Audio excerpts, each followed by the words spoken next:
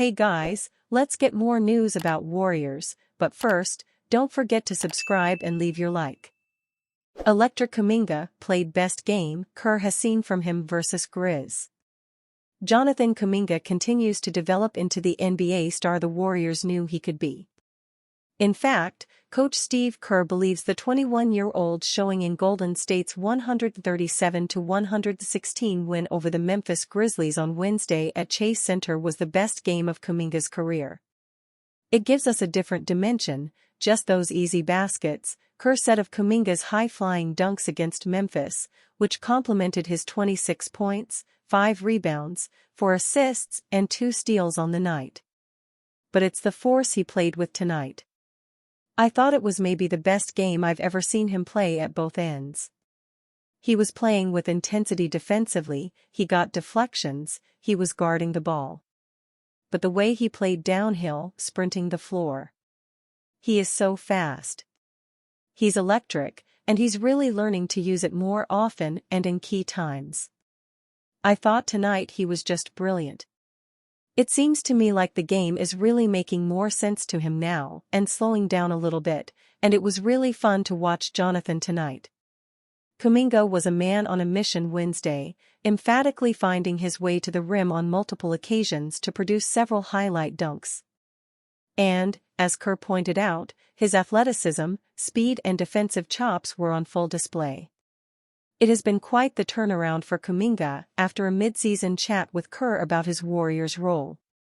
Since the young forward raised concerns about his playing time, he has delivered and more than earned a place in Kerr's starting rotation as one of Golden State's most efficient scorers behind Steph Curry.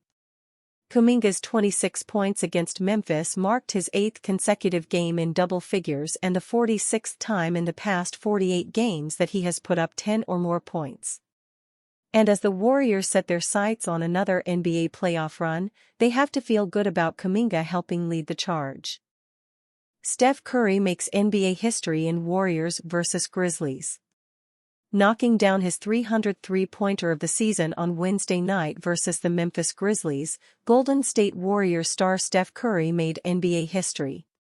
For Curry, this was his 5th time making at least 300 threes in a season, which extended his lead for the most such seasons in NBA history. Curry's combination of volume, efficiency, and difficulty on his three-point shots is what separates him from everyone else, as there is nobody with his level of three-point shot-making ability and accuracy. The greatest shooter the game has ever seen, Curry continues to break and expand records with his shooting, and did so again on Wednesday night versus Memphis. This has been a frustrating season for the Warriors, because despite Curry still being a superstar-caliber player, the Warriors have been unable to escape the 10th seed. It's looking more and more likely that the Warriors will finish 9th or 10th, which will require them to win 2 play-in tournament games in order to make the playoffs.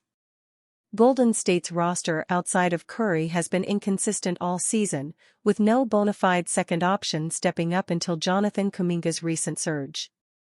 This has really complicated things for an already imperfect Warriors roster, but they still believe they can go on a run to close the season and make some noise in the postseason. At 38, Chris Paul still got it. An awkward pause lingered for a moment in the Bill King interview room. "Clearly you were a marquee player back in your time," a reporter said as part of a question.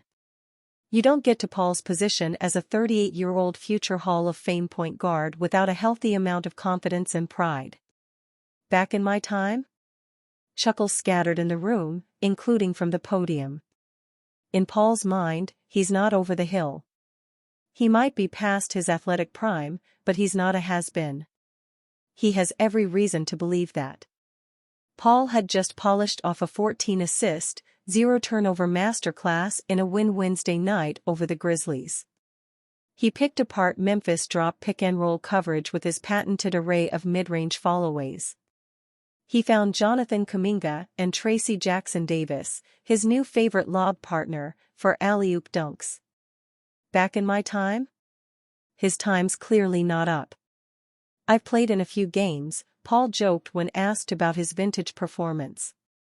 Paul might be an old dog, but he doesn't seem to need new tricks.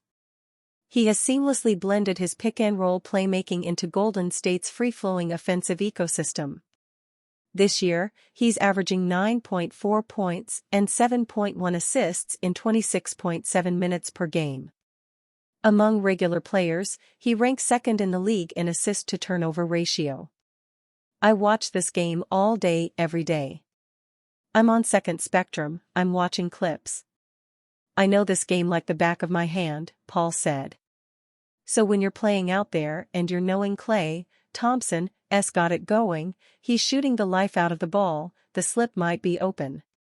You know, all these different things. Paul's been playing basketball for 34 years. He credited some of his coaches, including the coach who ran the Utah Jazz-style flex offense on his 11-year-old team, for helping build his encyclopedic knowledge of the game. In the NBA, he has played in 1,257 regular season games and 147 more in the postseason.